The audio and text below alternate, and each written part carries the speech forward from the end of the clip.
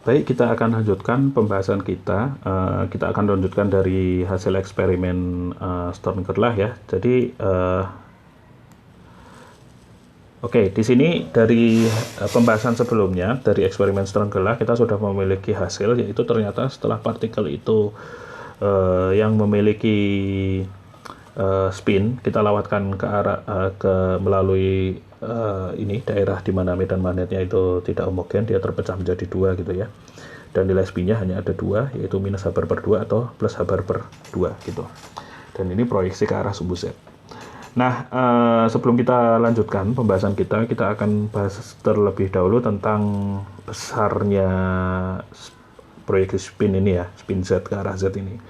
Jadi di situ kita tuliskan bahwasanya dia itu besarnya adalah H bar per 2 dan minus H bar per 2. Kita akan coba analisis secara satuan ya.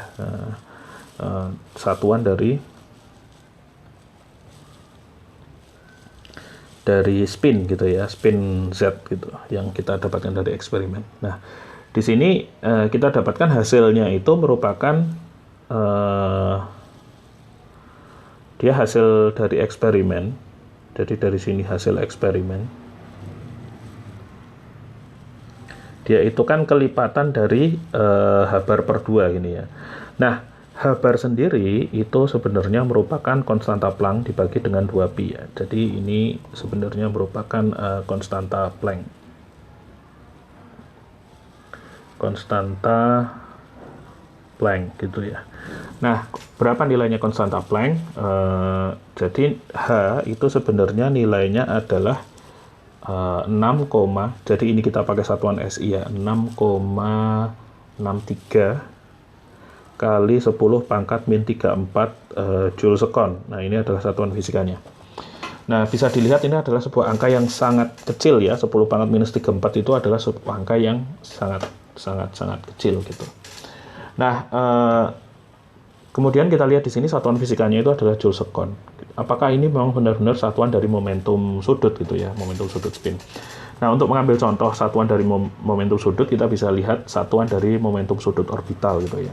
Walaupun spin itu bukan momentum sudut orbital, tapi kan dia sama-sama momentum sudut, jadi satuan fisikanya itu harusnya sama. Nah, sekarang kita mau lihat satuan momentum sudut orbital. Momentum gitu ya, sudut orbital. Nah, momentum sudut orbital itu simbolnya adalah L ya, L itu definisinya adalah R cross P ya. Dengan R itu adalah vektor posisi dan P itu adalah momentum linier gitu ya. Nah, di sini kalau kita mau lihat satuannya, misalnya kita simbolkan kurung kurawal ini hanya untuk artinya kita mau tinjau satuannya, maka satuan dari L atau momentum sudut orbital itu atau momentum sudut ini adalah sama dengan satuan dari R dikali dengan satuan dari P gitu ya. Satuan dari R itu adalah meter, kemudian P itu adalah momentum linier, yaitu massa kali kecepatan. Massa itu satuannya adalah kilogram, kecepatan itu adalah meter per sekon gitu ya. Sehingga totalnya di sini satuannya adalah kilogram meter kuadrat per sekon. Nah, apakah satuan momentum sudut ini itu sama dengan Joule sekon gitu? Kita cek. Nah, Joule sekon kalau kita uraikan, Joule itu adalah satuan energi atau satuan kerja ya. Jadi kalau satuan kerja itu kan dia sama dengan gaya dikali perpindahan gitu ya. Makanya kalau gaya itu kan satuannya adalah Newton, perpindahan satuannya meter, sedangkan ini satuannya sekon gitu. S-nya itu tetap sekon kita tulis. Kemudian kita uraikan, Newton itu adalah kilogram, kan massa kali percepatan, berarti kilogram kali meter per sekon kuadrat dikali meter dikali sekon. Nah, kita lihat di sini sekonnya bisa dicoret sehingga hasilnya sama dengan kilogram meter kuadrat per sekon. Jadi kita lihat di sini satuan fisikanya sama ya, antara Joule sekon dengan satuan momentum sudut. Di sini kita ambil contoh untuk momentum sudut orbital gitu. Mungkin sedikit pembahasan lagi bahwasanya spin itu bukan momentum sudut orbital karena dan dia juga tidak bisa dibayangkan sebagai suatu partikel yang berotasi pada sumbunya. Jadi kalau misalkan Anda membayangkan spin elektron itu sebagai elektron Anda bayangkan sebagai sebuah bola, kemudian dia berotasi di sumbunya gitu dengan kecepatan sudut tertentu, ini yang normalnya orang kalau membicarakan tentang spin itu ini yang dibayangkan ya. Jadi ini yang mereka bayangkan. Jadi suatu objek berbentuk bola gitu, kemudian dia berotasi pada sumbunya seperti apa, evolusi bumi gitu ya, atau bumi berputar pada sumbunya sehingga ada siang dan malam gitu. Nah ini untuk kasus elektron ini gambaran yang fisik semacam ini tuh tidak bisa diterima. Karena apa?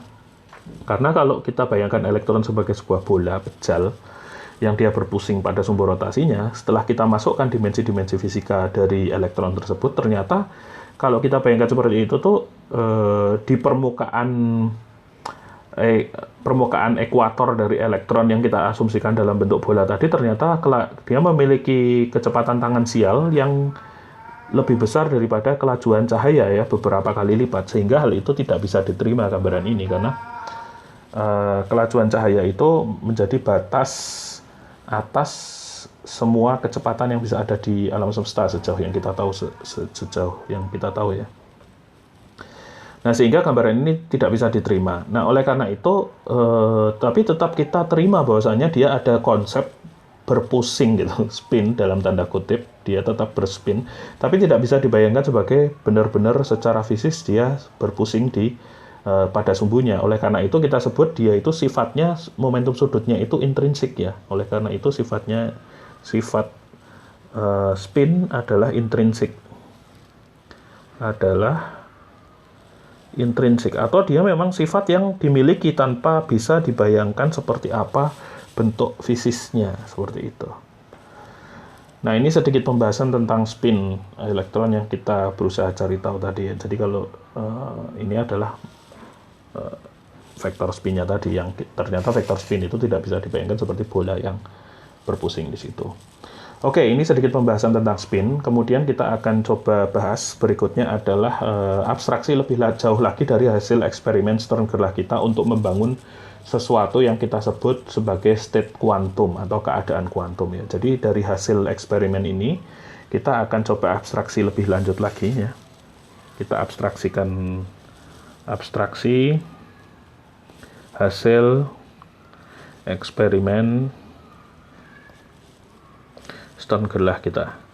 Nah, di sini kita akan coba abstraksikan secara lebih simpel lagi diagramnya ya. Jadi kita cuman abstraksikan semacam ini. Jadi misalnya ada suatu sinaran atau beam dari suatu partikel yang memiliki momentum sudut spin tertentu, dilewatkan aparatus Stern-Gerlach arah Z, dia nanti akan terpecah menjadi dua sorotan cahaya ya, di mana dua tadi itu di sini nilainya adalah spin arah Z-nya itu bisa H/2, atau spinnya juga bisa nilainya minus H/2. Jadi dia cuma bisa punya dua nilai ini. Jadi ini adalah abstraksi kita. Kemudian dari sini misalkan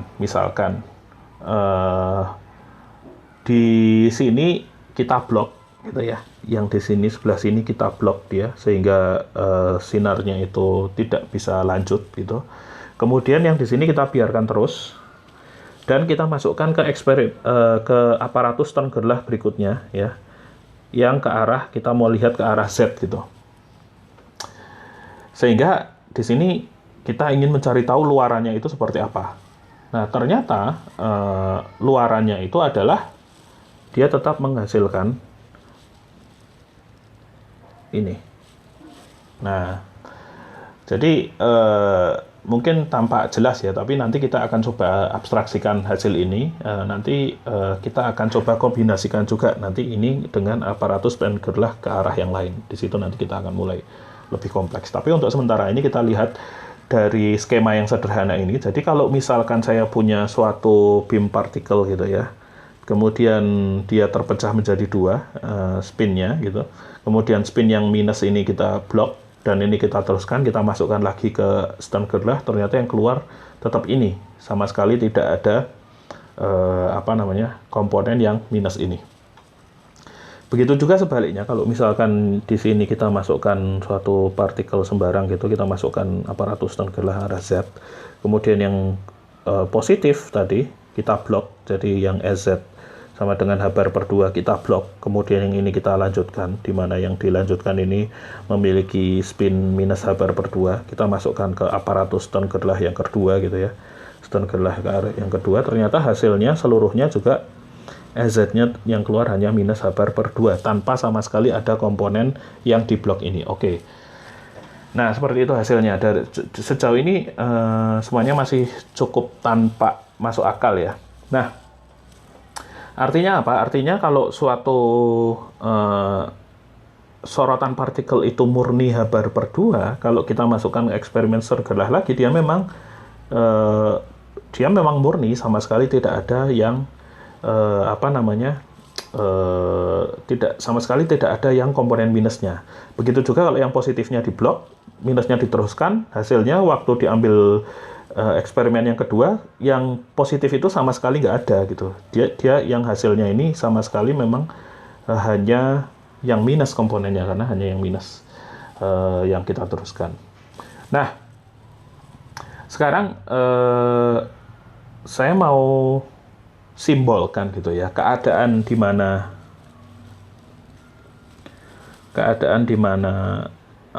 hasil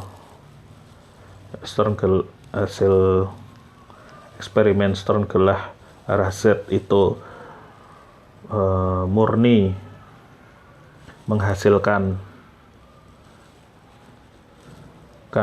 EZ sama dengan H bar per 2, itu saya bisa kaitkan dengan satu keadaan kuantum gitu ya, di mana keadaan kuantumnya ini saya akan wakili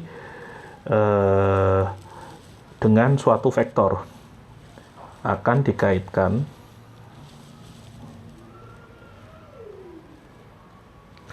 dengan satu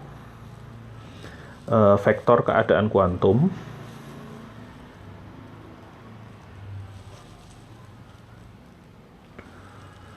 yang dia bisa saya tuliskan seperti ini, EZ sama dengan H bar per 2. Artinya ini adalah, nah, vektor itu dituliskan dalam kurung seperti ini ya. Jadi ada kurungnya itu di sini garis aja, terus di sini ada kurung siku kayak gini. Nah, ini kita namakan sebagai vektor ket. Nah, kadang orang mempersingkat gitu supaya, karena nulisnya ini label dari vektor keadaan. Jadi yang di dalam vektor ini adalah label dari keadaan kuantum gitu ya. Yang di dalam kurung ini adalah label keadaan kuantum.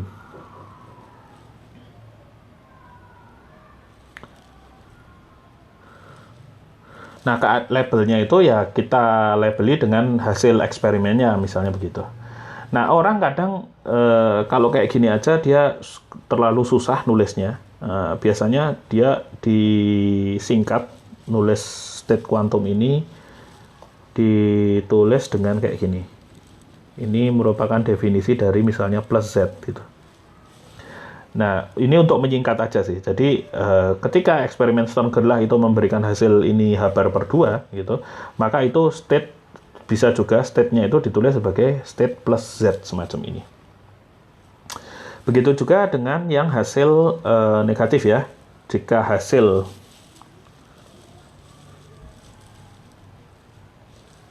SG Stern Gerlach arah Z-nya itu menghasilkan sama dengan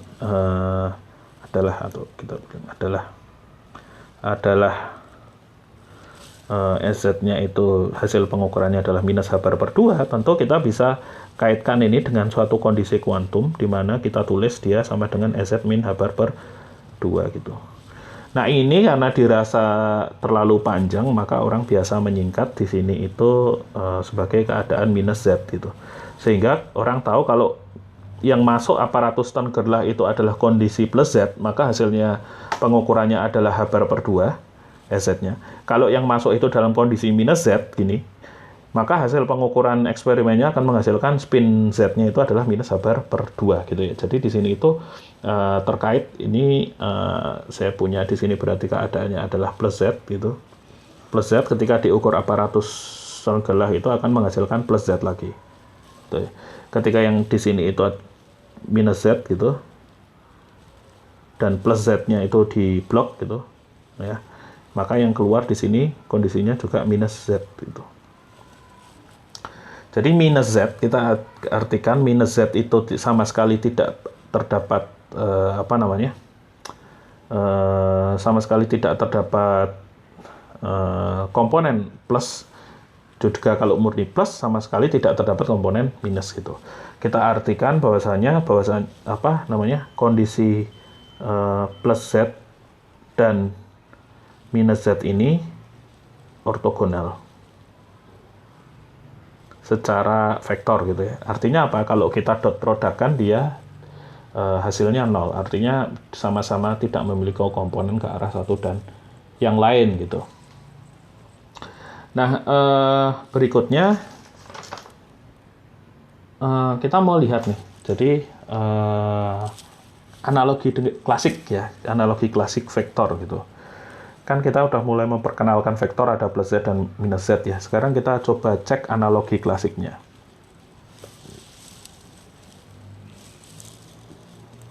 Analogi dengan vektor Kartesian gitu ya. Atau vektor di ruang 3 dimensi atau 2 dimensi yang sering kita tahu. Nah, di sini kita berurusan dengan sesuatu ruang vektor yang 2 dimensi karena nanti plus Z dan minus Z ini akan menjadi basis ya, menjadi basis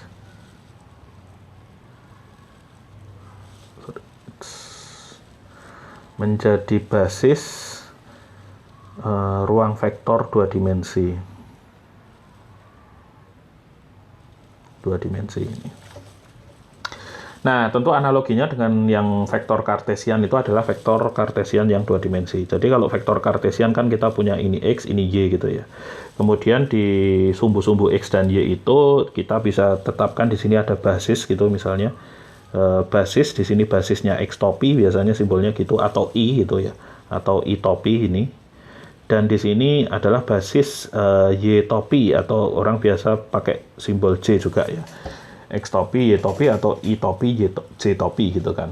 Nah, sifat-sifat dari basis di ruang Kartesian ini kan kita tahu bahwasanya kalau X topi didotkan dengan Y topi karena dua-duanya tegak lurus itu sama dengan 0 gitu ya, karena dua-duanya tegak lurus. Kemudian kalau kita dotkan X topi dot X topi itu sama dengan 1 karena dia unit, vektor basis yang unit.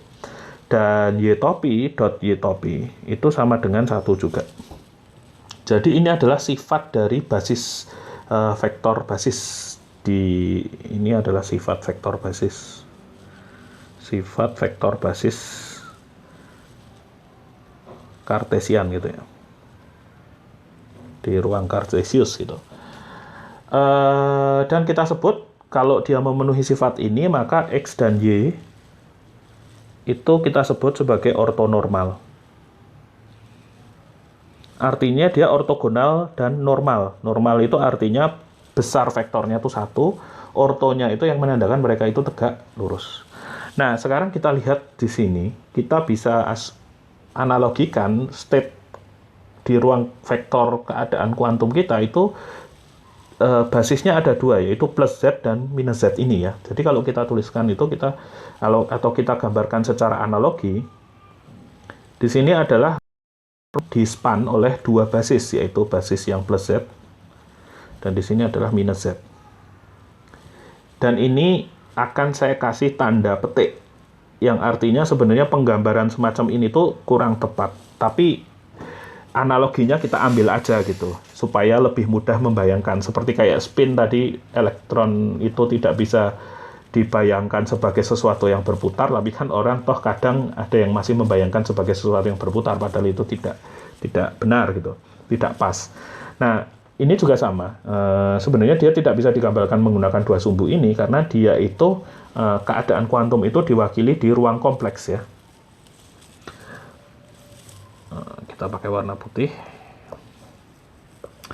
karena ruang vektor keadaan kuantum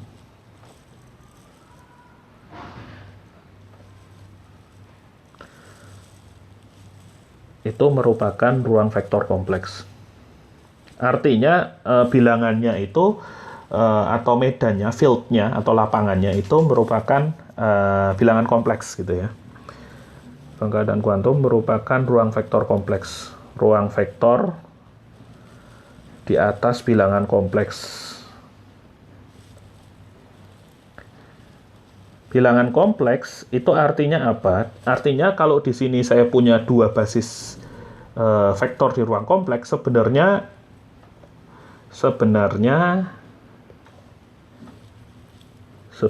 sumbu bilangan realnya ada 4.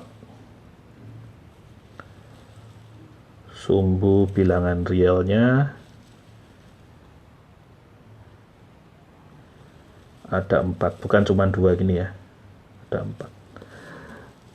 Ya, karena satu bilangan kompleks kan terdiri dari 2 bilangan liar, satu bagian realnya, satu bagian imajinernya. Jadi sebenarnya sumbunya itu ada 4 gitu ya. Tapi di sini hanya untuk memudahkan kita untuk mencari analogi, kita tuliskan sama gini.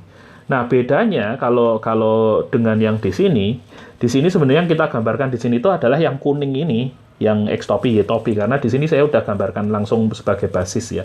Jadi ini sebenarnya udah merupakan yang Z ini adalah merupakan vektor basis gitu. Artinya basisnya itu sama kayak gini, dia memenuhi sifat yang sama gitu ya. Jadi ada perkalian titik ini kan, perkalian skalar atau dot produknya. Kalau kita analogikan dengan yang misalnya di sini ada apa? X dot Y sama dengan 0, maka di sini itu analoginya kayak gini. Kita tuliskan kayak gini, plus Z, yang di sini adalah minus Z, ini sama dengan 0 gitu ya. Nah, tentu saja dibolak-balik kan sama ya, ini juga sama dengan ya Y dot X gitu, maka ini juga sama kalau Anda mau balik ya.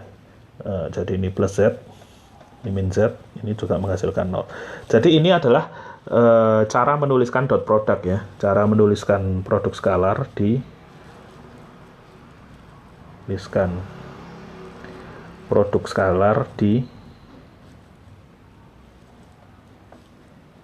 namanya itu adalah ruang Hilbert. Jadi ruang vektor keadaan kuantum itu dikasih nama ruang Hilbert gitu ya. Nah, sekarang tentu kalau kita mau cek lagi kondisi yang analogi dengan ini, X dot X dan Y dot Y sama dengan 1, maka di sini kita juga bisa tuliskan yang sama. Berarti di sini kita punya plus Z sama dengan 1, dan min Z itu juga sama dengan 1. Nah, sekarang karena ini ruang vektor yang kompleks gitu ya, ini mungkin saya kasih batas aja di sini. Ini coba supaya lebih supaya space-nya lebih banyak. Nah, karena dia ruang vektornya itu ruang kompleks ya. Kita lanjutkan ini kita pindah aja mungkin ya, biar tempatnya lebih lega dikit. Biar indah di sini. Nah, mungkin saya lanjutkan di sini ya, karena di sini ruangnya ruang kompleks, maka di sini sebenarnya antara antara Z yang ada di sini, Z yang ada di kanan dengan vektor Z yang ada di sebelah kiri itu maknanya berbeda.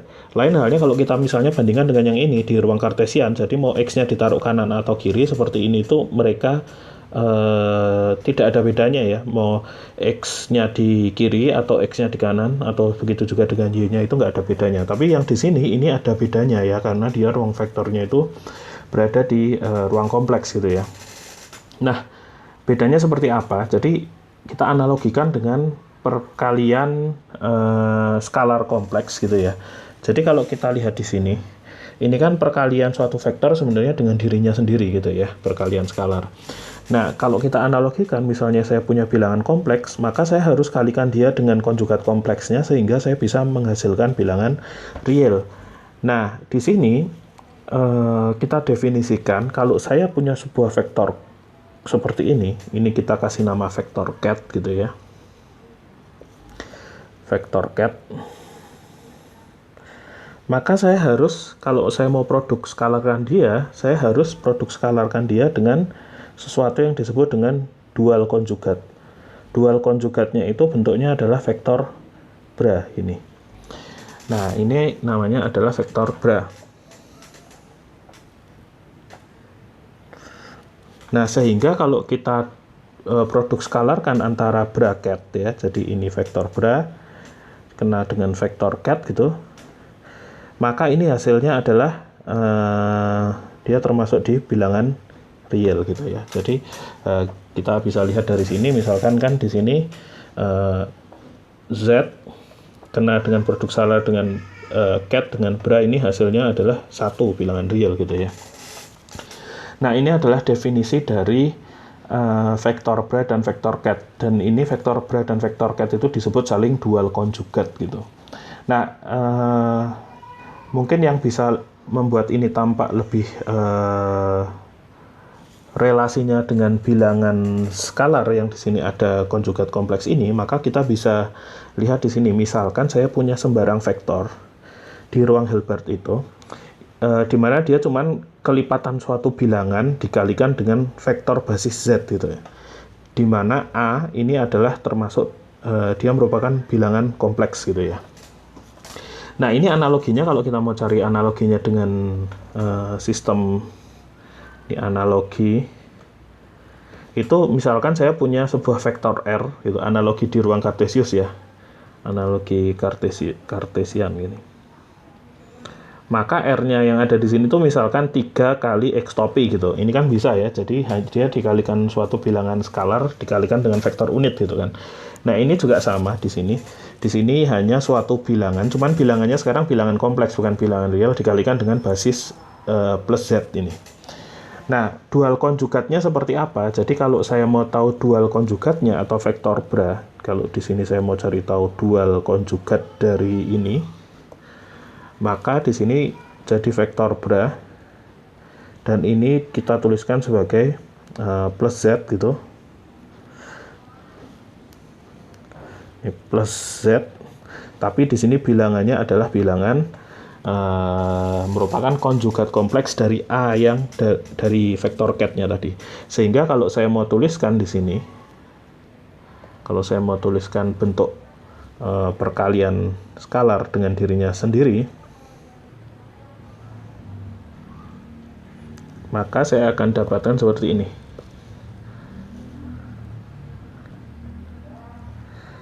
Ini akan menjadi plus Z, di sini angkanya konjugat kompleks dari A, lalu di sini A, di sini adalah plus Z gitu ya.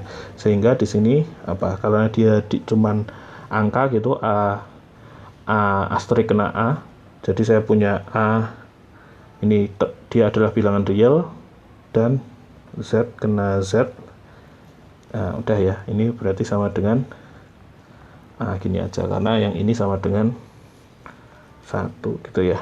Dan A ini adalah bilangan real. Di situ lihat dari ada tanda mutlaknya itu ya. Kita berarti ambil perkalian konjugat kompleks dengan bilangan skalarnya itu sendiri. Nah, ini kurang lebih pengenalan kita terhadap vektor bra dan cat yang mewakili keadaan kuantum gitu ya. Untuk berikutnya kita akan bahas keadaan kuantum secara lebih umum lagi di video pembahasan berikutnya.